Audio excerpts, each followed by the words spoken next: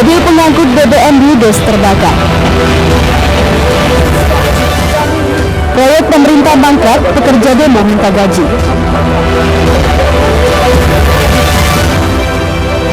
Bayi tewas dibenamkan orang tuanya.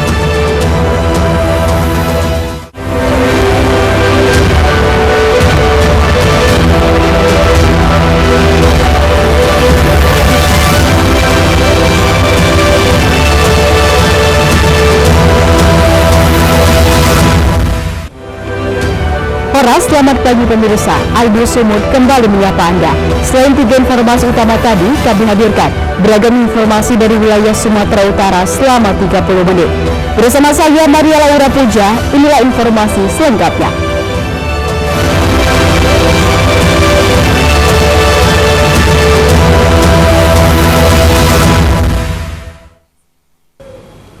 Pemirsa, satu unit mobil sedan pengangkut jerigen BBM ludes terbakar usai mengisi bahan bakar di SPBU Mutiara Kisaran, Kabupaten Asahan, Sumatera Utara. Pemilik mobil pun langsung kabur meninggalkan lokasi saat peristiwa kebakaran ini terjadi.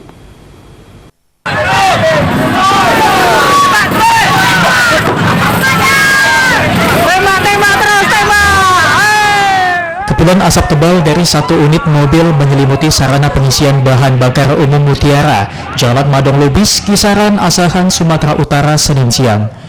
Mobil damkar Kabupaten Asahan yang tiba di lokasi langsung berjibaku memadamkan kobaran api yang berada di dalam mobil. Camat Kisaran Timur, Syaiful Pasaribu mengatakan saat dipadamkan api semakin membesar. Pasalnya di dalam mobil terdapat jerigen BBM jenis Pertalite yang diduga baru diisi dari SPBU. Butuh waktu 1 jam, akhirnya api berhasil padam. Tidak hanya mobil, gerai minuman yang berada di sekitar mobil ikut terbakar. Tidak ada korban jiwa dalam peristiwa kebakaran. Saat mobil terbakar, pemilik mobil kabur. Ya, tadi kronologis kejadian itu satu unit mobil sedan dan selanjutnya dia ingin mengisi angin nitrogen. Setelah mengantri angin nitrogen terjadi api di mobil tersebut. Petugas kepolisian yang tiba langsung mengamankan lokasi kejadian. Hingga kini belum diketahui pasti penyebab mobil terbakar dan pemilik mobil. Dari Asahan, Sumatera Utara, Ulil Amri, iNews melaporkan. Pemirsa, Satreskrim Polres Pelabuhan Belawan berhasil menangkap 2 orang pelaku pencurian BBM jenis Pertalite milik Pertamina yang menjadi pemicu terbakarnya satu unit bangunan balai pertemuan yang dijadikan sebagai tempat penimbunan BBM curian di Bagandeli, Kota Medan, Sumatera Utara.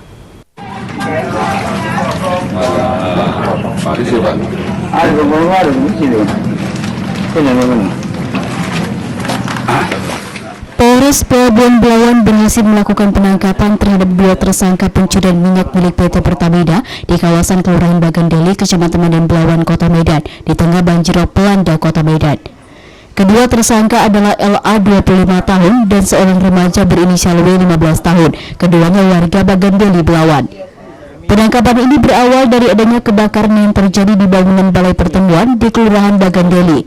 Setelah dilakukan penyelidikan oleh personil Polres Pelabuhan Belawan, ternyata api berasal dari timbunan minyak hasil curian yang disimpan di lokasi tersebut dan tersambar api rokok. Adapun barang bukti yang berhasil diamankan berupa 4 goni ukuran 50 kg yang berisi minyak Pertamina yang dicuri dengan cara menggebor pipa distribusi, 5 jerigen, 1 tong, 1 ember ukuran 20 liter, dan 1 plastik juga berhasil diamankan. Kepala Lingkungan 11 Bagandeli, Chandra Maulana Sinaga, mengatakan kedua tersangka ditangkap setelah kepergok petugas saat hendak memindahkan jerigen berisi minyak jenis Pertalite. Salah jalur, pas kami belok langsung dapat 2 orang lagi megang minyaknya itu, jenis minyaknya Pertalite lah itu kan. Sempat orang duduk gila, bukan punya orang tuh, cuma kami tetap kalaupun memang ini barang punya orang tuh, orang tuh harus tahu ini punya siapa gitu. Jadi 2 orang ini udah diamankan sama pihak polisi lah dari malam. Kalau barang buktinya ada bang? Ada. Berapa? Seperempat jerigen sama 1 plastik. Itu Pertalite bang? Pertalite warna biru. Kedua tersangka beserta barang bukti langsung diboyong ke Mapolres Pelabuhan Belawan untuk dilakukan pemeriksaan lebih lanjut. Dari Medan, Yuda Bahar, iNews melaporkan. Pemirsa, setelah sempat dinyatakan hilang saat berupaya kabur dengan cara melompat ke sungai, kuda menghindari kejaran polisi yang melakukan penggerebekan. Jasad ST 37 tahun akhirnya ditemukan dalam kondisi tidak bernyawa, mengambang di pinggiran sungai.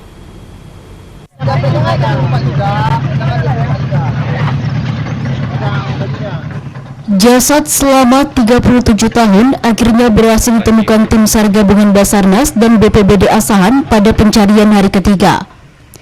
Dan Posar Basarnas Romi Erwinsyah Putra mengatakan, jasad korban ditemukan petugas saat tim SAR menyusuri arus Sungai Silau dalam keadaan tersangkut di batang pohon. Korban ditemukan sejauh 4 km dari titik tenggelam. Selanjutnya korban langsung dievakuasi petugas ke darat untuk diserahkan kepada pihak keluarga. Sebelumnya korban dinyatakan hilang pada Sabtu sore setelah hanyut terseret arus sungai. Korban melompat ke sungai setelah panik kedatangan polisi yang melakukan penggerebekan di tempat korban berkumpul bersama 5 rekannya.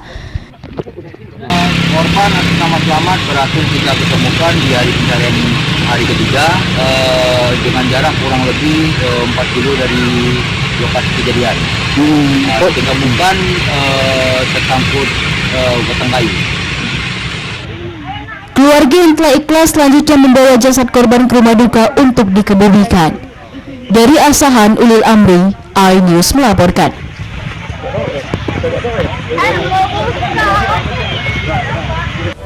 Pemirsa, kantor Kejatisu digeruduk ibu-ibu pengajian. Tetaplah bersama kami. Saya Aiman Caksono. Saya akan mengupas tuntas malam ini. Saya mendapatkan kesempatan secara eksklusif. Bismillah, walaupun itu teman 4 miliar dalam 1 jam itu nggak sulit. Betul. The Prime Show with Aiman setiap Rabu pukul 8:30 malam. Saya Prabowo Revolusi, kita berbagi cerita. Rupanya konspirasi itu ini. Iya. Apakah jadi capres? Kita setuju. Betulnya, saya ini untuk menjadi presiden, saya harus siap. Konspirasi Prabu setiap Rabu pukul 9:30 malam. Enak, bikin mata kita melek. Dan rasanya mantap. Temani weekendmu bersama program kuliner spesial. Kalaparan, eksplor gokil wisata kuliner. Hidden gem. Tempat makan yang jarang terekspos. Food Diary, mengupas sejarah kuliner dan viral. Ini enak banget. Saksikan kuliner spesial weekend Sabtu dan Minggu pukul 10 pagi di iNews.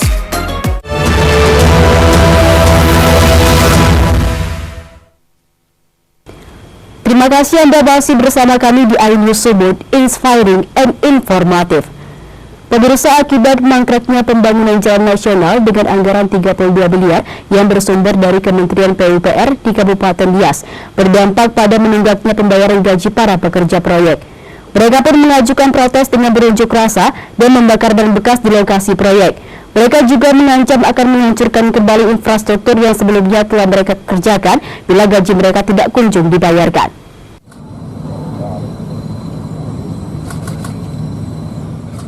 Setelah diresmikan pengerjaannya oleh Presiden Jokowi 1 tahun lalu, pembangunan jalan nasional di Kecamatan Alasa, Kabupaten Nias yang bersumber anggarannya berasal dari Kementerian PUPR dengan nilai 32 miliar rupiah, kini justru mangkrak atau berhenti pengerjaannya tanpa alasan yang jelas.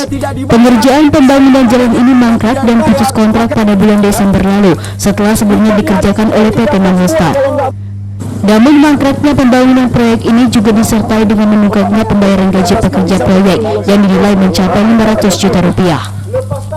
Aksi protes masyarakat pekerja ini pun diwarnai dengan aksi bakar ban bekas di lokasi proyek dan tidak mengizinkan kendaraan proyek bekerja, serta mengancam akan menghancurkan wicker path di salah satu titik pekerjaan, tepatnya di Desa Ombolata, Kecamatan Alasa, bila gaji mereka tidak kunjung dibayarkan. Masyarakat yang sudah ikut bekerja di pekerjaan ini belum dibayarkan. Ini udah mau hampir 1 tahun.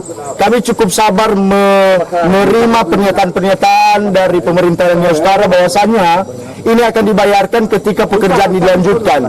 Janji beliau kemarin kepada kami sesaat setelah PPK datang itu kami akan dipanggil untuk meluruskan masalah ini. Oleh karena itu saat PPK datang justru kami tidak dipanggil, ya, tidak ada inisiatif PPK untuk menyelesaikan masalah ini. Oleh karena itu sampai titik darah penghabisan pun kami akan kejar uang kami. kami akan tutup Duiker ini dan memblokir jalan ini sampai waktu yang tidak ditentukan, sampai uang kami ada titik terang untuk pembayarannya. Ada berapa total kerugian yang dia? Kurang lebih kalau untuk di Alasa ini kurang lebih 400 ke 500 juta. Koordinator Masyarakat Erwin Hulu menyampaikan bahwa masyarakat yang gajinya belum dibayarkan hampir 1 tahun ini akan terus melakukan aksi protes dan melarang angkutan material proyek bekerja dan mengancam akan menghancurkan pekerjaan yang sebelumnya telah selesai mereka kerjakan. Dari Kepulauan Nias, Imam Jaya Lasso, iNews melaporkan. Pemirsa, ratusan ibu-ibu pengajian berunjuk rasa ke kantor Kejaksaan Tinggi Sumatera Utara, Kota Medan. Mereka meminta Kejati ikut serta memburu pemilik ruko sekaligus owner judi online di Medan Johor yang sebelumnya digerebek Polda Sumut. Mereka juga meminta petugas yang menangani kasus ini agar memberikan tuntutan setimpal kepada 10 operator judi online yang sebelumnya sudah ditangkap Polda Sumut. Pengunjuk rasa juga menyerahkan ayam potong dan kerupuk kepada Kejatiso yang menurut mereka sebagai simbol agar penegakan hukum tidak rapuh.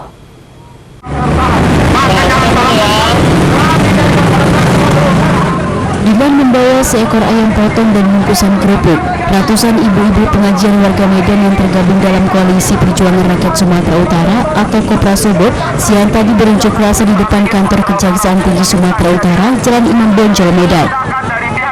Dalam orasinya, ratusan emak-emak bersama warga ini menuntut agar pihak Kejatiso ikut memberi owner dan pemilik ruko judi online yang bermoduskan milik PT Total Bangun Minyak Sawit. Mereka juga mempertanyakan mengapa sampai saat ini penegak hukum tidak kunjung menangkap AN selaku pemilik ruko tempat beroperasinya judi online, serta YA selaku Direktur PT Total Bangun Minyak Sawit sebagai perusahaan sawit yang berkedok judi online. Namun mana 10 operator yang bekerja di ruko yang dikorbankan ditangkap. Pada kondisi semua, janganlah ayam sayurnya yang ditangkap, diperiksa dan diproses di kejaksaan ini yang sekarang sudah masuk dalam peradilan. Tapi aktor intelektual, pemilik, direktur PT Total Bangun.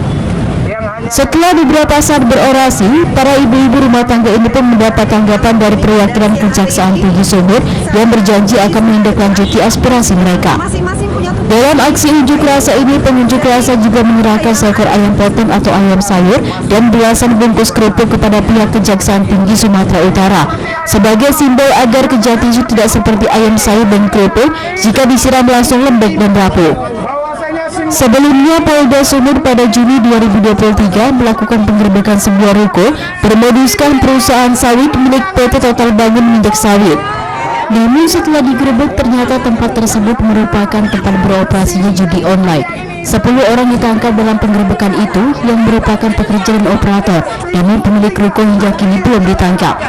Dari Medan, Said Ilham, iNews melaporkan.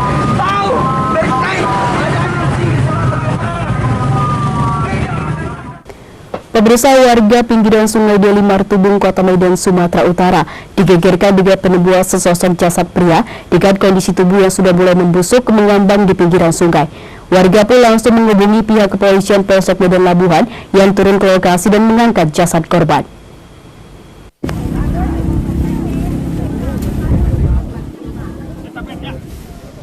Sesosok jasad pria ditemukan warga mengambang di tepian Sungai Deli di kawasan lingkungan 2, Kelurahan Martubung, Kecamatan Medan Labuhan, Kota Medan. Setelah melaporkan penemuan tersebut ke petugas, warga bersama relawan dan pihak kepolisian sektor Medan Labuhan langsung mengevakuasi jasad ke atas tanggul. Kanit Reskrim Polsek Medan Labuhan, Ibtu Marlon Dobi Hutapea menjelaskan, jasad berjenis kelamin laki-laki tersebut diduga telah tenggelam dan hanyut selama 2 hari di Sungai Deli sehingga menimbulkan aroma busuk. Setelah diperiksa tim Inafis Polres Pelabuhan Belawan, tidak ditemukan tanda-tanda kekerasan pada jasad yang tidak memiliki identitas atau Mr. X tersebut. Namun pada tubuh jasad menggunakan kaos dan celana panjang hitam, cincin dan kalung, serta terdapat tato di kaki kiri dan kanan serta bahu kanan. Diduga Mr. X tersebut tenggelam saat banjir melanda Sungai Deli 2 hari lalu. Terkait penemuan mayat ini dapat saya jelaskan, adanya laporan masyarakat ke pihak kita kepolisian Polres Pelabuhan Belawan, Polsek Medan Labuhan, adanya mayat Mr. X yang hanyut di Sungai Ileng, Benteng, di Bendungan 2, Kelurahan Mertubung dengan Labuan. Kondisi mayat sendiri seperti apa tadi, Bang?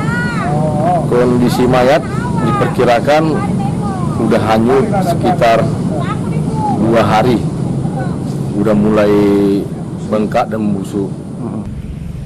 Kini jasad pria tersebut dibawa ke Rumah Sakit Bayangkara Medan untuk selanjutnya dilakukan pemeriksaan.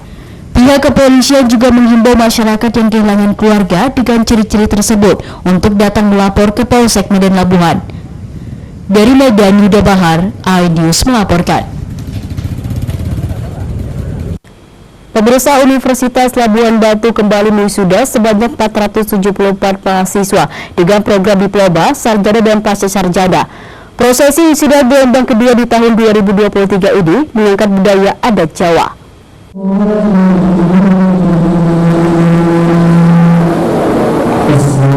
Sebanyak 474 mahasiswa lulusan diploma, sarjana dan pasca sarjana diwisuda pada gelombang kedua di tahun 2023. Prosesi wisuda ini dilakukan di Auditorium Universitas Labuan Batu Sabtu pagi.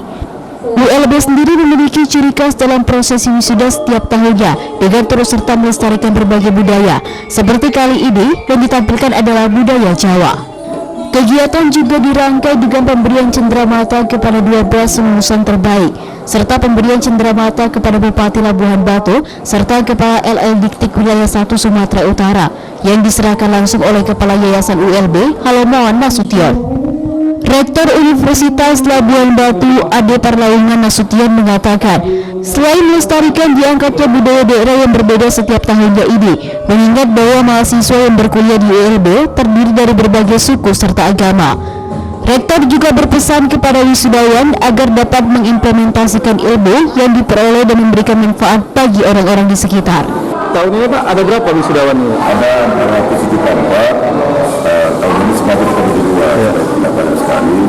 Ada alhamdulillah, animo orang tua cukup bagus, dan saya mengucapkan selamat lah kepada wisudawan. Juga mudah-mudahan sukses selalu setelah keluar dari masa depan. Seperti pidato saya tadi, ini bukan khas ya, tapi soft skill, karakter. Karakter itu seperti kerja keras, tangguh, tidak pantang menyerah, Di sini kita harapkan kepada alumni-alumni atau wisudawan yang akan menuju ke pada hari ini. Sementara salah satu wisudawan Judianto mengaku bersyukur dapat mengenyam pendidikan di satu-satunya kampus terbaik di Labuhan Batu Raya.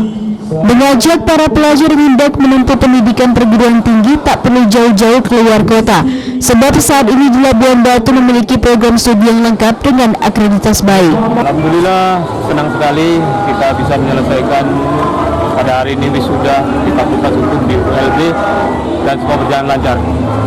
Untuk ULB sendiri kiranya kepada semua anak-anak pelajar, khusus yang baru tamat selesai menempuh pendidikan SMU, kiranya bisa kita berkuliah di sini, belajar sambil bekerja juga bisa, karena ULB ini merupakan akreditas yang baik di semua jurusan dan semuanya lengkap. Dari Labuan Batu, Randi Kurniawan, iNews melaporkan. Pemirsa, polisi amankan 14 pengedar narkoba. Tetaplah bersama kami.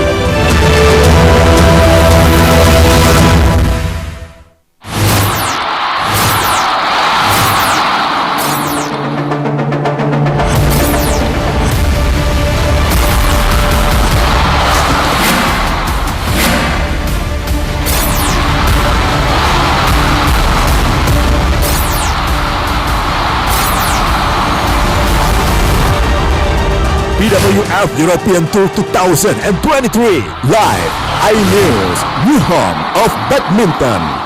Mengupas makna dan tafsir Al-Quran bersama ulama terkemuka tanah air. Kaum min kaum khairun minal yadis sufla. Nggak bakal bisa dibayar oleh dunia dan seisinya. Jelas, lugas untuk kehidupan sehari-hari. Di antara yang merusak hati adalah buruk sangka. Wa aqimus salah wa atuz zakah. Itu pun sejajar dengan jihad fisabilillah. Cahaya Hati Indonesia, Sabtu dan Minggu pukul 12 siang di iNews.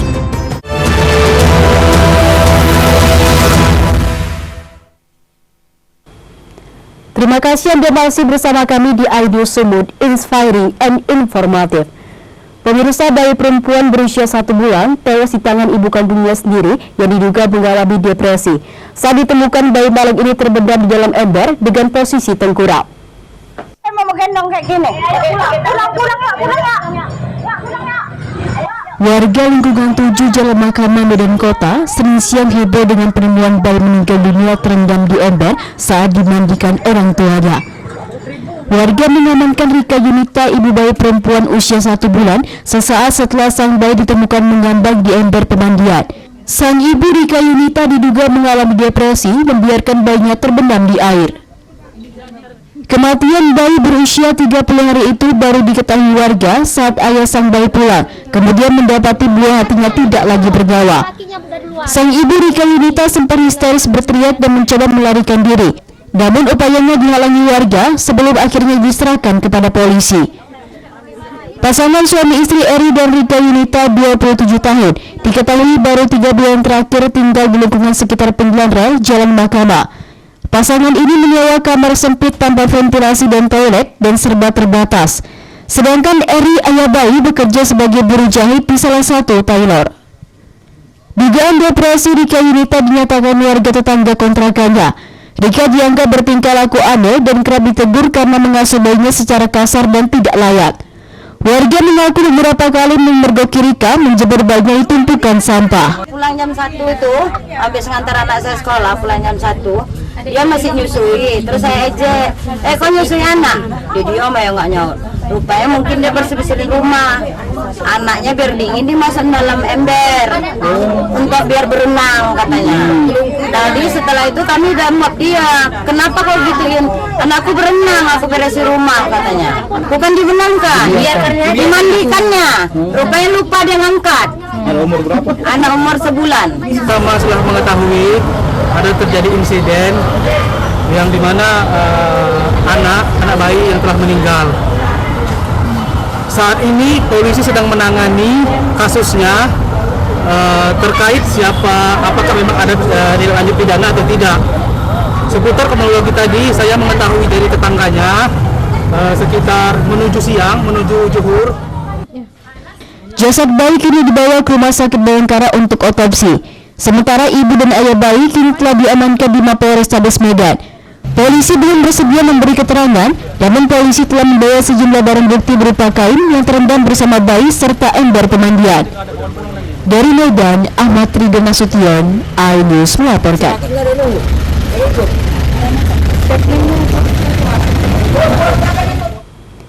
Pemirsa, jajaran Polres Tapanuli Tengah berhasil mengungkap 11 kasus penyalahgunaan narkoba terhitung sejak tanggal 12 September hingga 2 Oktober 2023 di sejumlah lokasi berbeda di Kabupaten Tapanuli Tengah. Berikut sejumlah barang bukti narkoba. Terhitung sejak tanggal 12 September hingga 2 Oktober 2023, jajaran Polres Tapanuli Tengah berhasil mengungkap 11 kasus penyalahgunaan narkoba di sejumlah lokasi berbeda di Kabupaten Tapanuli Tengah. 11 kasus narkoba yang berhasil diungkap ini diantaranya 9 kasus sabu dan 2 kasus ganja. Sedangkan untuk 14 tersangka terdiri dari 13 laki-laki dan 1 perempuan. Sementara total barang bukti yang berhasil disita berupa ganja 13,98 gram, sabu seberat 25,95 gram, 4 unit timbangan digital, 8 unit handphone, uang tunai dan plastik klip bening, serta bom alat hisap sabu. Lokasi penangkapan dari 11 kasus ini terdiri 4 lokasi di Kecamatan Pandan, 2 lokasi di Kecamatan Pinang Sori, 1 lokasi di Kecamatan Sibangun, 1 lokasi di Kecamatan Tapian Nawi, 1 lokasi di Kecamatan Sorkan, 1 lokasi di Kecamatan Barus, dan 1 lokasi di wilayah Sibolga. Melihat daripada modus mereka melakukan tindak pidana, kami kategorikan semua pengedar. Barang bukti memang pengakuan datangnya dari Medan di mana dibeli mana? Mereka dari Tapteng, cuma kami melakukan pengejaran kepada yang memberikan. Ada yang tertangkap, ada yang belum kami upayakan. Yang melawan tadi kemudian barang buktinya seperti apa teman? Yang sempat mencari barang buktinya sabu seberat 9,7 gram di Barus. Karena waktu saat penangkapan rumahnya agak sedikit terpencil, begitu dilakukan penjagapan kena anggota 2 orang, dia melawan. Nah, dilakukan bela diri Polri, bisa dilumpuhkan. Dalam pelaksanaannya, Satres Narkoba Polres Tapeng mengaku tetap mengedepankan kegiatan penegakan hukum disertai kegiatan preventif dan preventif secara selektif prioritas. Ke-14 tersangka ini pun dijerat Undang-Undang Nomor 35 Tahun 2009 tentang narkotika. Dari Tapanuli Tengah, Sukriyadi Tanjung, iNews melaporkan.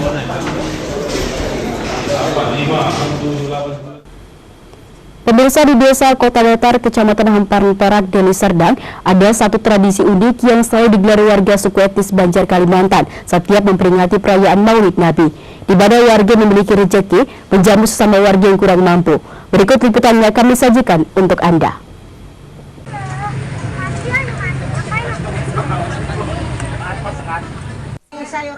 Setiap warga yang memiliki rezeki lebih menjamu sesama warga yang kurang mampu menjadi salah satu tradisi unik yang selalu digelar warga suku etnis Banjar Kalimantan yang tinggal di Desa Kota Datar, Kecamatan Hamparan Perak, Kabupaten Deli Serdang, Sumatera Utara.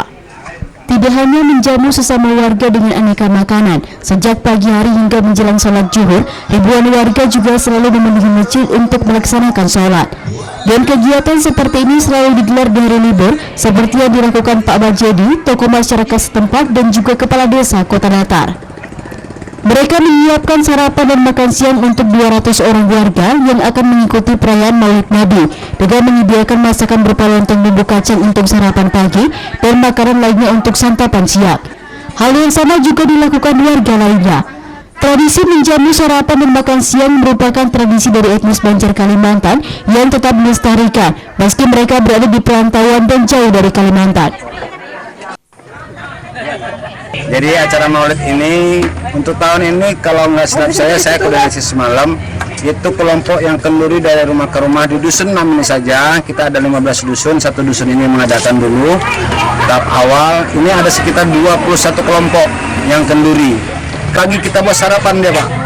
Pagi kita buat sarapan lontong ya, lontong sate. Setelah kita di sini, ini menjamu untuk undangan supaya mereka begitu masuk ke masjid dengarkan cerita, dia udah sarapan, nggak kelaparan gitu. Nah, setelah selesai acara di masjid, lalu kita ajak balik ke rumah, makan siang balik di sini. Tradisi unik menjamu sarapan dan makan siang masih terus terjaga dan dilestarikan di Kota Datar dan desa-desa tetangganya yang berasal dari etnis Banjar Kalimantan.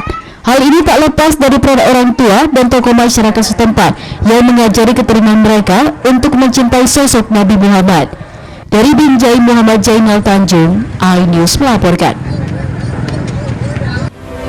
Informasi tadi mengakhiri iNews Sudut hari ini. Saya Maria Laura Puja atas nama tim redaksi yang bertugas mengucapkan terima kasih atas perhatian Anda. Selamat beraktivitas dan sampai jumpa.